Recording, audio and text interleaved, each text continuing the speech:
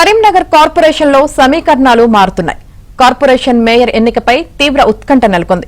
ఇండిపెండెంట్లు X అఫిషియోతో BJP బలం 35కు చేరింది. సంఖ్యాబలం తమకే ఉందని కాంగ్రెస్ నేతలు అంటున్నారు. హైదరాబాద్ కేంద్రంగా క్యాంపు రాజకీయాలు నడుస్తున్నాయి. సీఎం రేవంత్ మేయర్ సీటు బాధ్యత 2 మంత్రులకు అప్పగించారు. దీంతో మంత్రులు శ్రీధర్ బాబు, పొన్నం ప్రభాకర్ కరీంనగర్లోనే ఉంటున్నారు.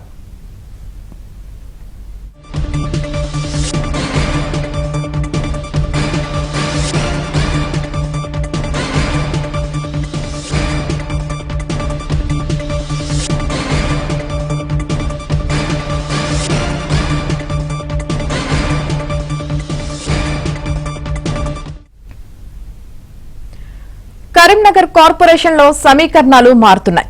కార్పొరేషన్ మేయర్ ఎన్నికపై తీవ్ర ఉత్కంఠ నెలకొంది. ఇండిపెండెంట్లు ఎక్స్ అఫిషియోతో బీజేపీ బలం 35కు చేరింది. సంఖ్యాబలం తమకే ఉందని కాంగ్రెస్ నేతలు అంటున్నారు. హైదరాబాద్ కేంద్రంగా క్యాంపు రాజకీయాలు నడుస్తున్నాయి. సీఎం రేవంత్ మేయర్ సీటు బాధ్యత 2 మంత్రులకు అప్పగించారు. దీంతో మంత్రులు శ్రీధర్ బాబు, పొన్నం ప్రభాకర్ కరీంనగర్లోనే ఉంటున్నారు. ఇక ఇదే అంశానికి సంబంధించి పూర్తి సమాచారం మా ప్రతినిధి శ్రీనివాస్ అందిస్తారు. శ్రీనివాస్, యామిని, కరీంనగర్ మేయర్ పీఠాన్ని దక్కించుకునేందుకు బీజేపీ, కాంగ్రెస్ వ్యూహాత్మకంగా వ్యవహరిస్తున్నాయి. బీజేపీకి సంబంధించి స్థానిక ఎంపీ, కేంద్ర మంత్రి బండి సంజయ్ ఇప్పటికే కరీంనగర్ మేయర్ పీఠం దక్కించుకునేందుకు చాలా వ్యూహాత్మకంగా క్యాంపు రాజకీయాలు చేస్తూ అధికార పార్టీని కొంత ఇరకాటంలో పెట్టే ప్రయత్నం చేస్తున్నారు. అయితే మేజర్ మొత్తానికి కరీంనగర్ మున్సిపల్ కార్పొరేషన్లో 66 డివిజన్లు ఉన్నాయి.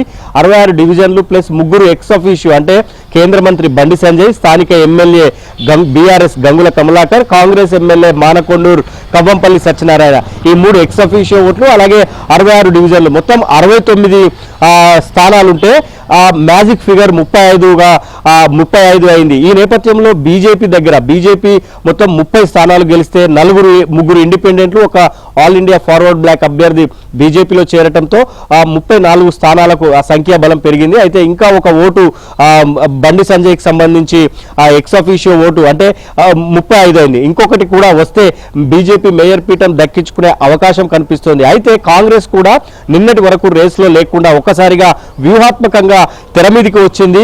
కాంగ్రెస్ పార్టీ అభ్యర్థులతో పాటు ఇండిపెండెంట్ గా గెలిచిన మిగతా అభ్యర్థులతో పాటు అటు బీఆర్ఎస్ కానీ లేదా ఎంఐఎంతో కానీ ముందుకు వెళ్లే ఆలోచన ఉన్నట్లు మనకు స్పష్టంగా అర్థమవుతోంది. కాసేపటి క్రితమే మంత్రి పొన్నం ప్రభాకర్ ఏబిఎన్ ఆంధ్రజ్యోతికి ఇంటర్వ్యూ ఇస్తూ ఒక కామెంట్ చేశారు. మేయర్ పీఠాన్ని దక్కించుకోవడానికి బీజేపీకి ఎంత అవకాశం ఉందో తమకు అంతే అవకాశం ఉంది అని, రాజకీయంగా ఏవైనా వ్యూహాలు చేయడానికి అవకాశం ఉందంటూ కూడా ఆయన ఒక కామెంట్ చేసిన పరిస్థితి మనకు కనిపిస్తోంది. సో మొత్తంగా అటు బీజేపీ, ఇటు కాంగ్రెస్ వ్యూహాత్మకంగా వ్యవహరిస్తూ ఉన్న పరిస్థితి అయితే మనకు కనిపిస్తోంది. మేయర్ పీఠం దక్కించుకునేందుకు పోటాపోటీగా వ్యూహాలు అమలు చేస్తున్నారు. కరీంనగర్ మేయర్ పీఠంపై కాంగ్రెస్ జెండా ఎగరవేయడానికి సీఎం రేవంత్ రెడ్డి ఉమ్మడి జిల్లా మంత్రులైన పొన్నం ప్రభాకర్, శ్రీధర్ బాబుకు బాధ్యతలు అప్పగించారు. ఇప్పటికే ఆపరేషన్ కూడా శ్రీధర్ బాబు, పొన్నం ప్రభాకర్ ఆపరేషన్ కూడా స్టార్ట్ చేసిన పరిస్థితి మనకు కనిపిస్తోంది.